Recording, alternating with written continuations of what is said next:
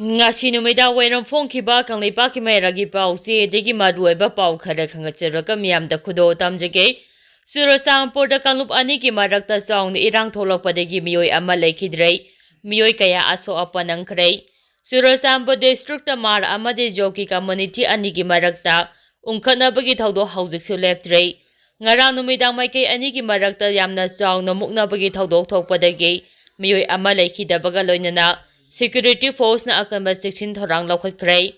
Serak sida Zomi Student Federation na matam kaltana Churachandpur district pumbada indefinite emergency shutdown laothokhre Pauksi asina haujik Churachandpur da thokliba thaudo asigi matangda phangba paugi matung inade ngarang numidang Churachandpur da maikai ani gi marakta yamna chauna muknabagi thaudokta laikhidraba miyoi adugi maming Mr. Laro Pui Pakhong Te Sayangkhai gi homdoi apokpa laikhidraba Sota Pakhok Takeaway, Churachandpur Saimet Golgal Bank the Guinea, Mark Saimet Church Hospital the Laikanabangam the Laikidavane, Asi Bhagsam Police Kanguna Churachandpur Mokta Thamkre, Mar Student Association Gitomi Chingna Churachandpur District Hospital the Laktuna, Laikidra Bigima from the Ikai Kumnaba Utki Haide, Panbea Bade, Churachandpur District Mapung Oina Kundari Bakuki Community Sub Tribe Ama Oidiva, Mar community ke apumba lup ama oiriba Mar impui ge General Secretary ge Laltan pui tha asigi taraga taruki numidang pung tare makhairom taba matamda masak khangdaba khulai paiba singna Churachandpur gi BK Montessori School campus tamthina phuraga hundok lambane ma atopa thaba ama chatruraga mayumda halakbagi lambida thaudo adu thokhibane thaudo adu thokhraba matung Mar impui gi maikaidegi thaudo adu da chenariba miyoi sing Masaraga tareki ayupung tara phawbagi manungda changjaraknaba matam thakhi adubu miyoi amata changjarakidabadege mayokta Mar Student Association numi adugi ayuktagi Churachandpur district tote shutdown laothokhibaga loinana khongjang changsinkhibani tote shutdown gi khongjang adu changsimbaga loinana Mar miyam chu tholaktuna National Highway number 150 Mizoram Churachandpur lambi thingba yaungna lambi da uwa kaya phaijinduna mai thabaga loinana khongjang changsinki Khongjang aduna maram oiraga Churachandpur town da dukan sing thong hangna khida bagalonana kaithel kana khide lambi da gari sing chana khide haire Mar miyam na khangawduna khongjang changchilakhiba aduna district aduda khundamina riba kuki community ki sub tribe ama oiriba zomi singna yaningda ba phongdok bagalonana mara yenarakpadagi Churachandpur ge semet thong manakta zomi community ki kanguga muknabagi thaudok thokke Mungnaba aduda kangluma selgi marakta nungna thanaba amade nomai phawba kapnaba yorakpadagi security force kanguna irang laksinaba honaki mungnabagi thaudo aduda miyoi khara chu soktuna Churachandpur district hospital laikanaki irang adu laksinaba honabada Churachandpur district additional district magistrate thangboy gangte ngasi thokiba order amana Bharatiya Nyaya Sanhita BNSS ki subsection 163 gi makada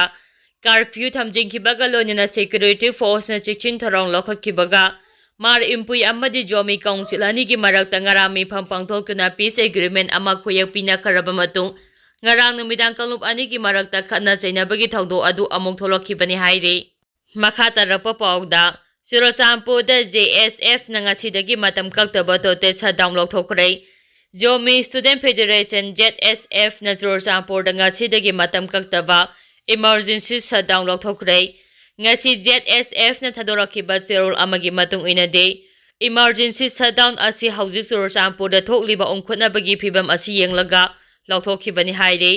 maram achina Churachandpur da leiba school college sing thonglonba amade dukal kaithen amade lalo etik tawriba singsu thonglonaba khangalakli loina miyamna su yumdagi mapanda tholaktanaba khangaladuna Emergency shutdown asi district asigi phibam phagalaktriba phawba laikhigani haina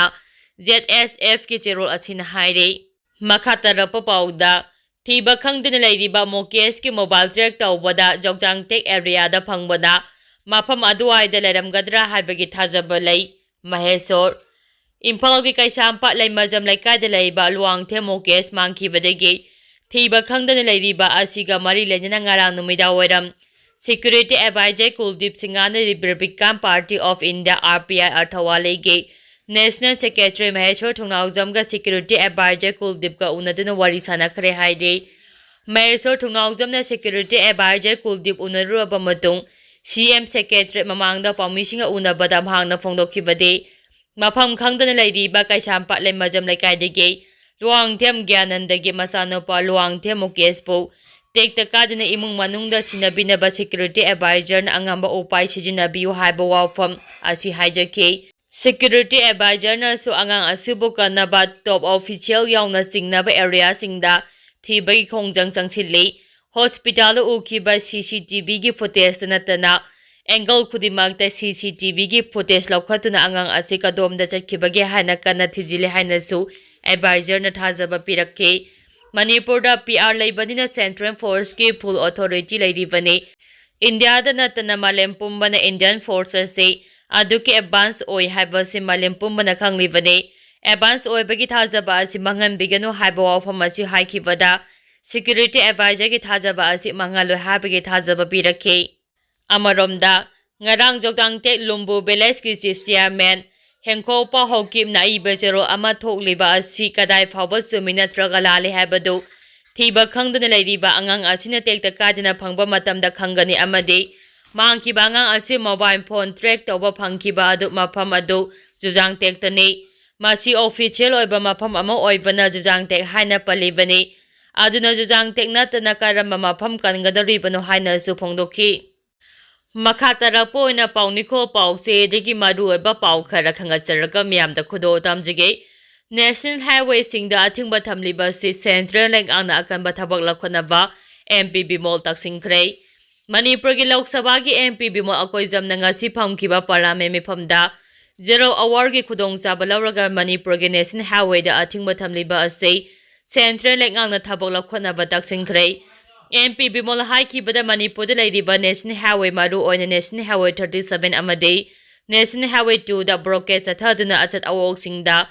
ayat apan piriba asi Central Lengang na akhanaba thabak paikhatpiu lifeline oiriba lambi asi thingjingkibane state asida lairiba miyamna awaba khudongchada bakaya mayoknare maru oina nongmada changdraba yadraba polam chingi mamal wangkhalakpa Manipur gi mapanda chapagi bara hengalakpa amade lambi asida ningtamna chathok chachin tawboda apanba piriba ase hingbagi hak matpane maram aduna Central Lengang na broadcast tawriba singi mathakta akanba thabak paikhatuna lambi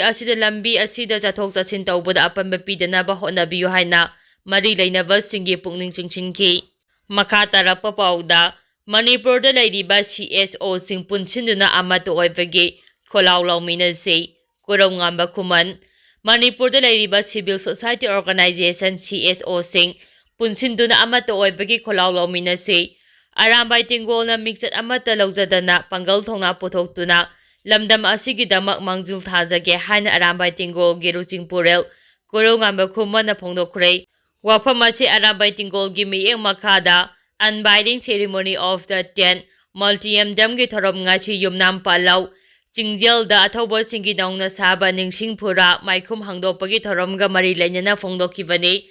korongambada makhata na haikibada iramdam asu kanabagi damak yumgi kari sukhanba tawdana tholakhiba singbu nongma nongmagi karem kathaina ba hengalakle Manipur da PR thamjilakibadagi imaleba kanaba tholakhiba singbu masa masagi atatai tahanba amana amabo singthabagi thabak karem kathaina bagi thong asina iramdam asibu kanaba honabada matam changhigane Manipur da lairiba CSO lupuna mapunsinduna iramdam asibu kanabagi damakta amata oibagi wakhalol ama puthokpiyo arambai tingolna mingchat amata lawjadana pangal thongna puthoktuna mangjil thajage haiki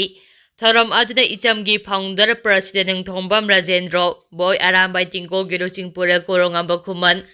khoramban ima kaithel joint coordinating committee for peace ki convener Raisram Mema Devi Peace Committee Kangleipak Manipur gi President Khumuksam Rajesh Maitei Arambai Tingol gi Army in Chief General Asem Kanan Arambai Tingol gi Mobile Team gi in charge Samanandana athoiba mingthuleng sing oina saruk yaki tharom aduda saruk yakhiba laikhidraba athobo taragi imung manungda natana tharom aduda saruk yaba lakhiba sing athobo singi mafamda hailai katuna ikai khumnaba utki makha tarapa pauda Sirasampur town da nauna irang tholakpada mar macha amma sikhre paite macha Thiba khangdana leire curfew thamle